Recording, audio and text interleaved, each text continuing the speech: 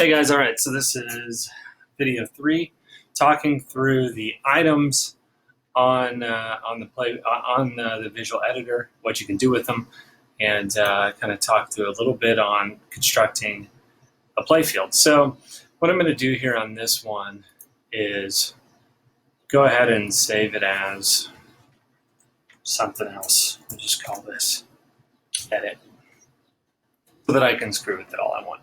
So one thing to note is if you want to select something, you can just straight up select it and hit delete. But if you want to select multiple things, so let me show you this. If I was wanting to select this post here, and it's made up of multiple things. So we've got this outside rubber, and we've got this primitive post. A primitive is essentially a 3D element, and those are posts are already in Visual Pinball X. If you just do the default table, you can grab them out of there or anywhere else. And then it has rubber that surrounds it, which is the bouncy part.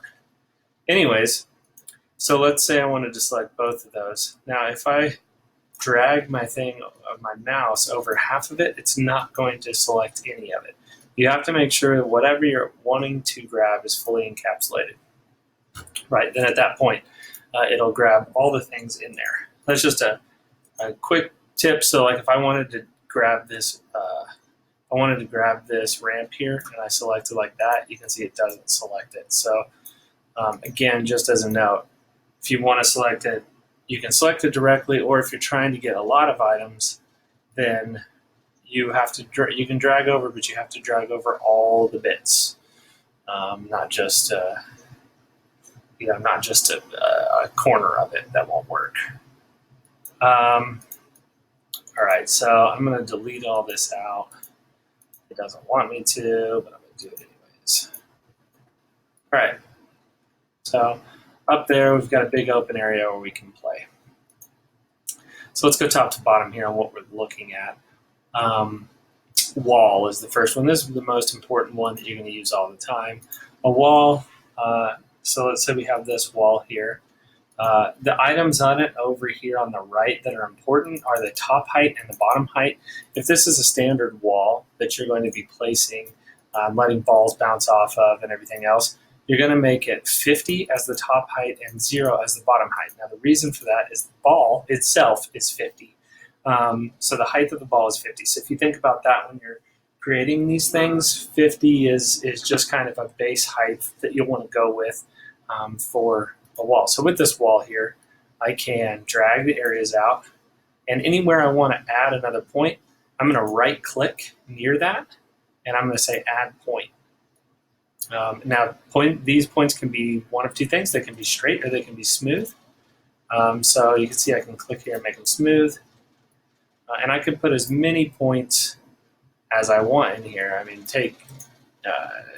taking in to consideration the fact that the ball's going to be rolling down into these. So if I did something like this, the ball's going to roll in there and get stuck. So I don't want to do that. So let's go ahead and make these smooth. We're just going to make a big circle here. Actually, let's do something fun. So let's make this rounded up like this. Let's go ahead and make a little area for some targets. So let's pull these down. If you have the grid on like I have, it can be helpful. So let's say I wanted to make this the same. Let's go ahead and put both those 2 points on the grid. Let's put this directly up from it on the grid. Let's add another point here, put it directly up from that on the grid. And it is it's there. So we've got, let's make it not so lopsided. Let's put this one down. Let's put this on the grid over here, one over. This one on the grid here, one over. And then right in the center there, we can put our top of this. And so we've got a nice little shape there. So we've got a little dugout and a shape. Let's go ahead and look at that. So this is a wall. Let's look at this wall. See, we got our wall there. And then my ball's going to come down and it'll hit off that wall, bouncing off the wall. And so Yeah, so let's jump back out. So on this wall, we now have different things. We can do a top image, which is where we can put what's going to lay on the top here. So I'm just going to do a boulder. This is a random texture, and I can click this display in image editor, and then that'll show me if I needed to see what I was working with there. And I could do a material. So the material is going to be like metal or plastic, so that'll depend on the shininess of what you get, as well as how it reflects light and everything else on the lights that when you put flashers and stuff on, that's going to be the material of it. So it'll affect the color of the item too. So let's say you put this texture on top of metal, well, it's going to be darker than if you put it on top of white rubber. So if you're seeing like, my colors are really dark and it doesn't look at all like my art, well, maybe go down to plastic, like a plastic or a rubber white, and you'll get a more crisp image. Again, it's not going to reflect the light like metal would, so you just need to kind of think about that. The side image, this is where if you wanted to put something around the sides, I'm just going to go ahead and make this side metal. And the slingshot material, that's where you can say what you want for the slingshots. This is we're not having this one be a slingshot. I've got that unchecked there. So it that won't really matter. So let's go ahead and look at this now that we've put a texture on top and metal on sides. So you can see there it's got our metal. You can tell the way the light is that the metal looks darker on the sides, and again looks on the kicker. Anyways, so that's a wall. The next thing we have, I'm going to snake this. So let's go to gate. Next thing we have is a gate. So a gate can be, a gate is where the ball will roll through. Usually you're using a gate for either a two-way blocker or a one-way. A lot of times I'm doing a one-way, and this can be changed in the script. And why that's important is that, say we want up here, say here up at the top, right? When the ball goes around, we want it to always go all the way around our loop until we're in multi-ball, and then we want it to hit this and stop. So right now I've got this wall set on two-way, but I can switch it from not two-way to one-way. So, and I could do that in the script too. And again, that'll come later, but I can do it in the script to say, that two-way, let's turn it into one-way. And that can stop the ball then. You've got different options here. You've got a long plate, a gate plate, a wire rectangle. These are all just kind of visual things to see what you like. If you do like the large rectangle, you get that nice big block on there, but that might not be what you're going for. You might not even want anyone to see it, so you can uncheck it as visible. Say we wanted to do that activity where it hits it and it stops, but we didn't actually want anyone to see that. You can do that with the visual. Show bracket, so that's the pieces on the side of it. So the things that would hold it to the edge. So I'm going to go ahead and leave the bracket on there, switch this to a 90 degree. So I rotated it by 90, and I'm going to put it right here on the edge. All right, so you can see it's not touching it. Let's go ahead and play and look at that. And you'll see that bracket now is on the edge. So we have that bracket there, and this is a one-way going out. So let's try to send it through there if I can, or send it back the other way.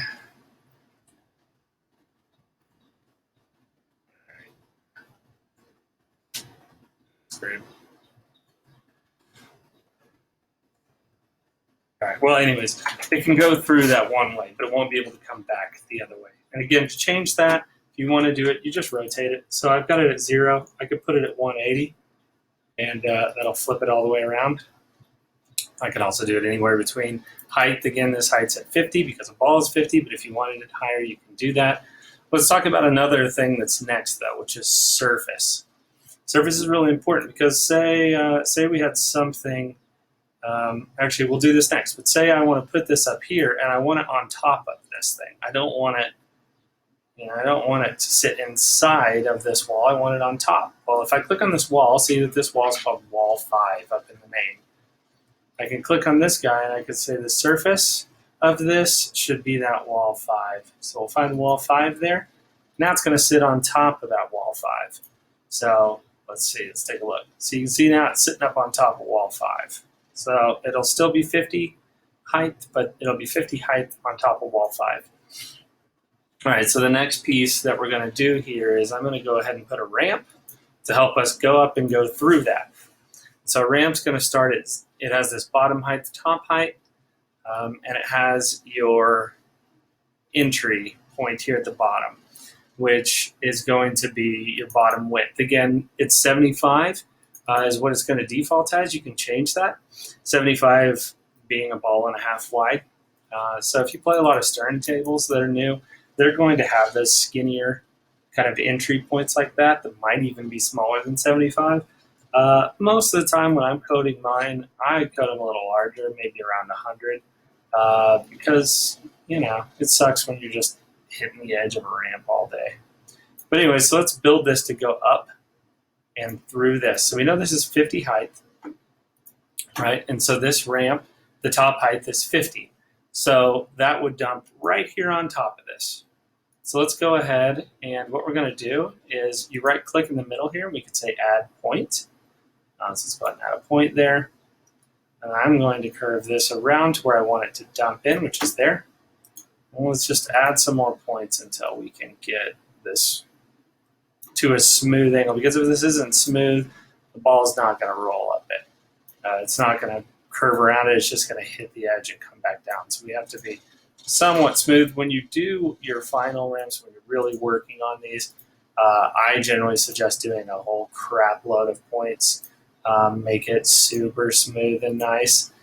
This one, obviously, it's going to look like a broken elephant trunk because I'm not going to spend forever on it, but just so we can get the idea.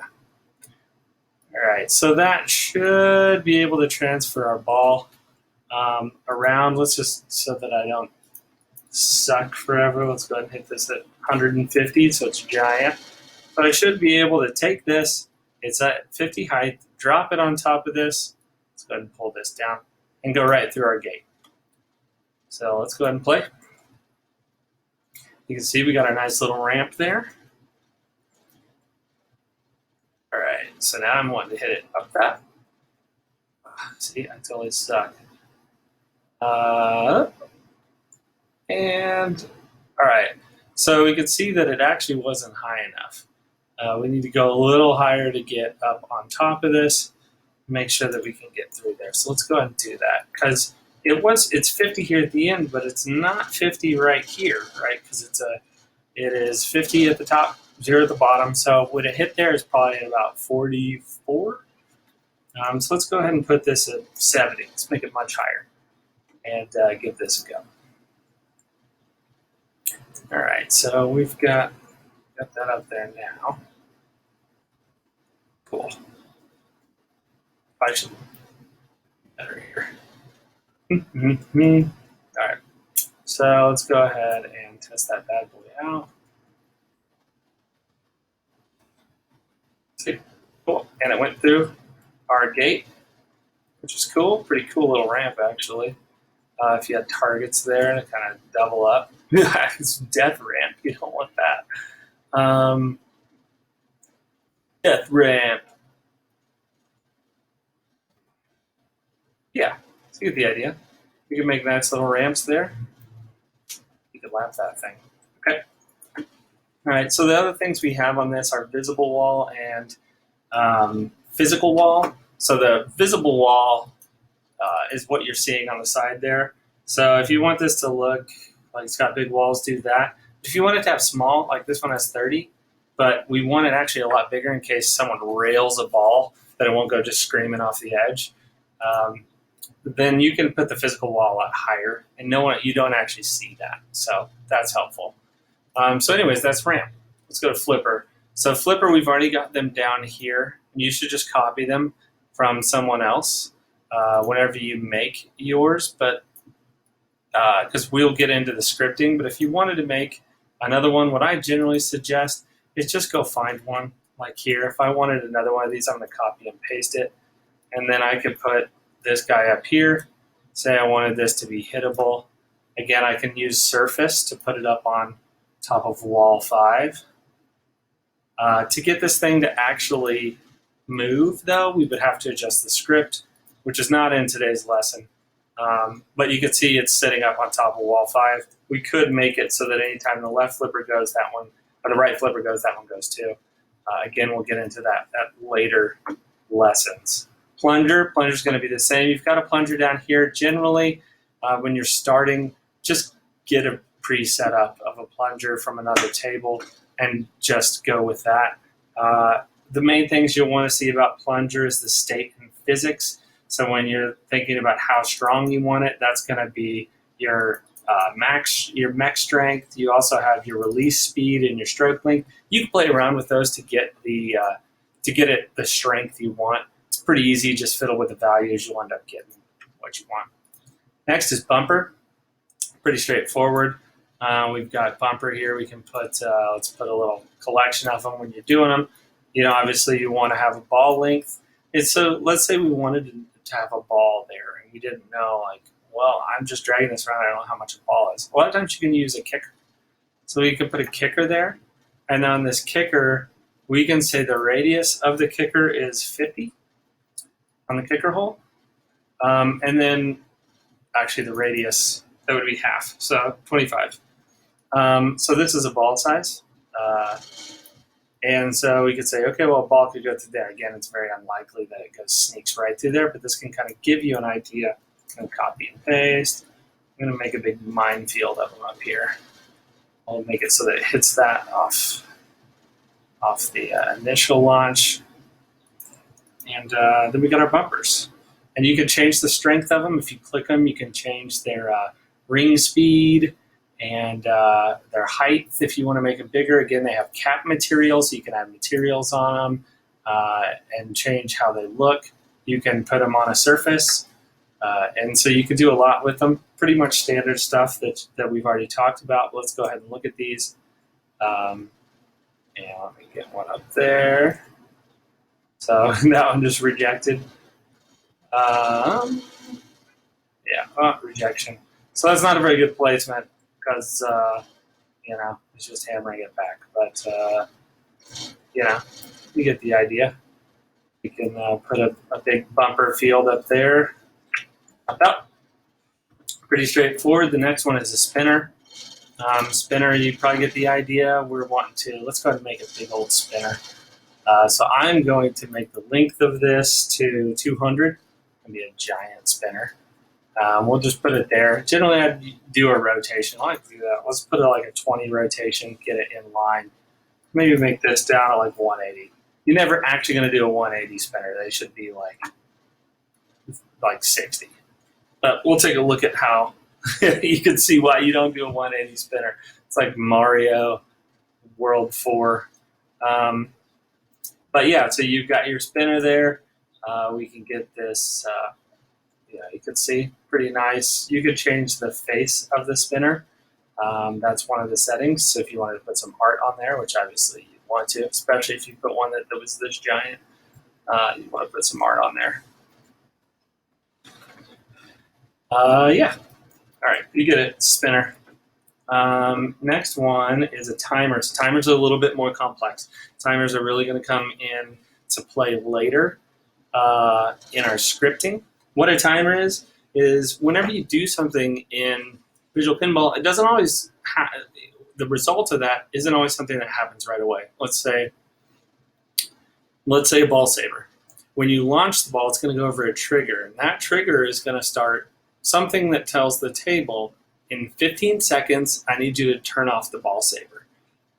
Well, we need something to count that 15 seconds, because how's the table going to know that 15 seconds from now it's supposed to do something else? So when we're scripting, we'll use a timer to say, okay, it ran over this trigger, and now we're going to script in to say, start this timer, because it ran over that trigger, and when the trigger hits 15, then let's go tell the table to do something. So in the end, when you start coding this, you'll have a lot of timers, because you might have, let's say that someone rolls over the ball save timer, and they have the 15-second ball save timer going.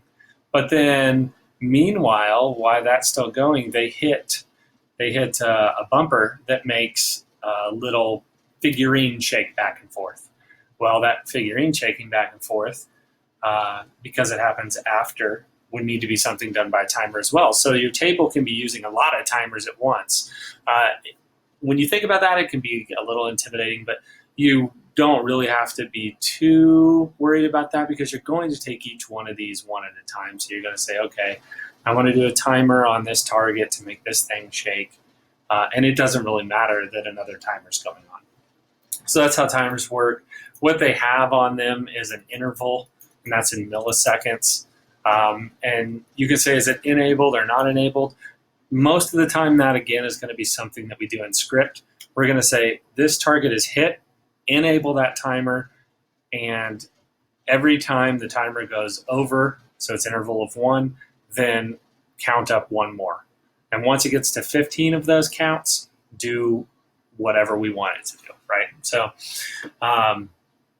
So that's how we're going to use a timer. Again, to really show you timers, I need to get into scripts. We'll do that later.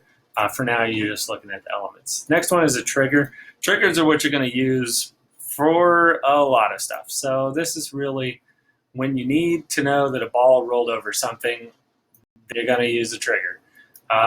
And so we're using triggers when, let's say, down here. So we want to know when it rolls through that lane or the out lane.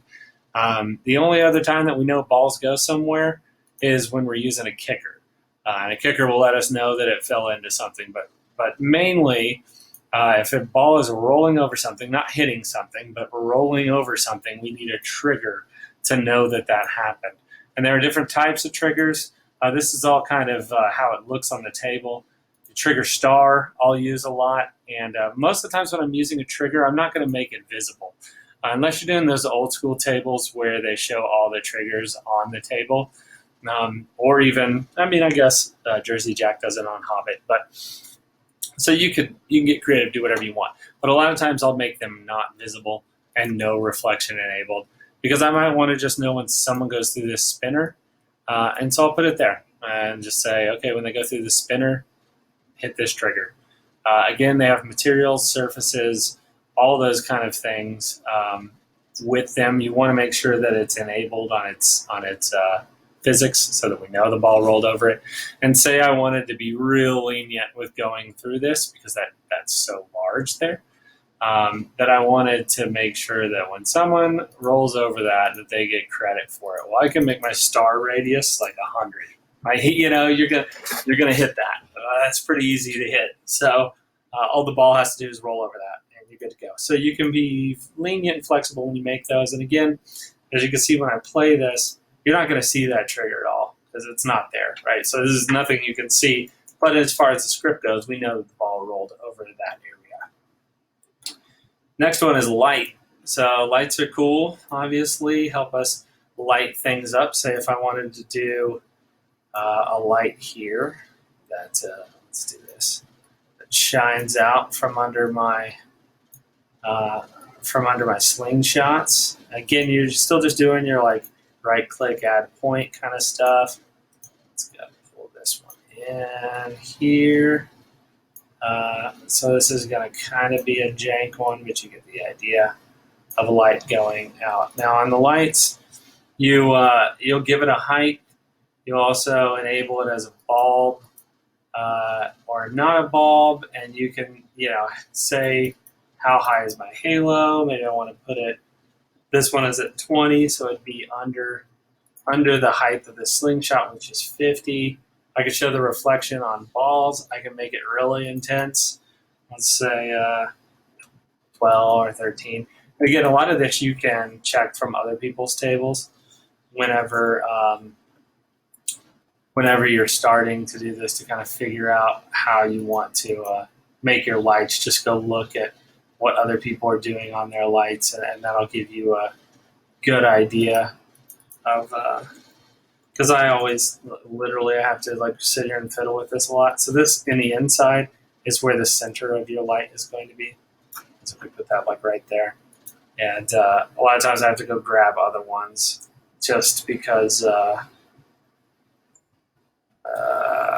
like this one, it's not showing. And now I'm forgetting what I'm clicking wrong. Probably something with the ball. Yeah. So you can see my light there. That's obviously not the kind of light you would want because it doesn't look like a real light. But go grab some from other tables. I just reuse my lights whenever I work on a table. And then once you have them close, then you can adjust them. But it all is about your fall off and your fall off power and your intensity. There's a lot of people that know a lot more about those than me, obviously. But you get the idea, and you can fiddle around with those. Next item on here is kicker. Kicker is going to allow the ball to get stuck in something. And when a ball goes in a kicker, we either kick it back out, or sometimes we destroy it and then make it go somewhere else. Like, say, if we got it in a lock, then we'll say, kill that ball, put another one in the plunger. And you can do different types, kicker, cups, holes, whatever you're kind of feeling. And if you enable them and you don't have anything else going, then it's going to lock in there and then it won't come out. Because you have to put in the script for it to come out and how you want it to come out and all the rest of that. So let's try to get this locked up in there.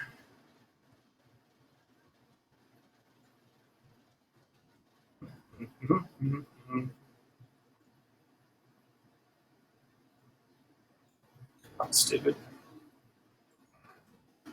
How about this?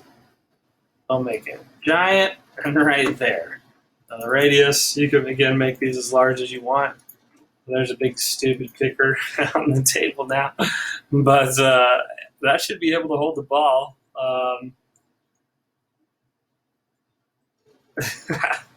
There, so it's in the kicker now. And it's not going to come out no matter what I do because we don't have anything in the script to tell it to come out.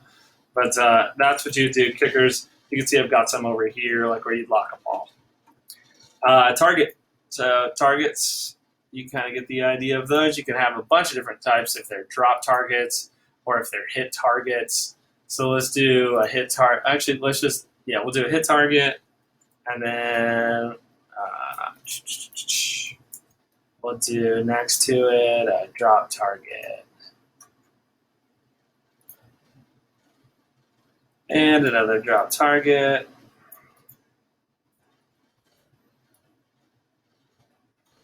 And another hit target. All right, so the two in the center will go down. The two on the outsides will not. So now we've got our targets there. Again, you can change the width and all the rest of that. Knock that guy down. Try to hit the outside one there, which will just kick. You can see it moves and it comes back to us. Whereas the other one in the center is going to drop down if I hit it. So, the idea. Alrighty, almost done here. Decal. To be honest, I don't actually even know when and why you would use a decal. Someone else can comment on this video and tell me why. Most of the time, what I'm doing is, if I wanted some art on this, I would just put art on it. So I don't ever use decals on any of my tables. I don't have any decals, but someone else can tell me why at some point we want that. And we're not going to use EM reels, text box, or decal. Light sequence is sweet. So if we wanted to have, when you hit something, some lights spin around in a circle, we would do a light sequence with that. And again, this is just going to be like a little blob like this. It doesn't actually do anything on its own. It's all in script, and we tie it to a collection, which we'll get to later. So right now, you can see this is the center point here is where it starts. So what the X and Y is of that, which is important if we want to do like you can do in the script to say in a circle around that point, make the lights go from red to blue. And so you can put this little nug off to the side because it doesn't matter. We can reference it later. A primitive we talked about earlier. This is where you can import a 3D element, and you're going to import an OBJ file. This is something we'll go into deeper later, but it's a pretty complex. If you're a super baller like Tom Tower or Flupper or any of those guys, then you're playing with these all the time. If you're a newbie like me, then you use these and you're mainly terrified if you're going to break everything. But it is the way to get a cool toy in there. If you find an object somewhere that you can use, this is going to allow you to put it in there and make it move and everything else.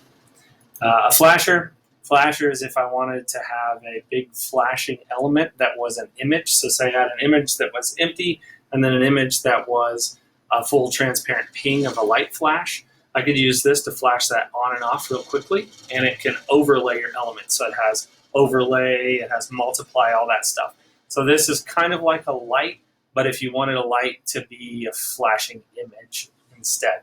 So you can use that for a lot of different things. I'll overlay a playfield sometimes to make a certain area, like change color or a person move.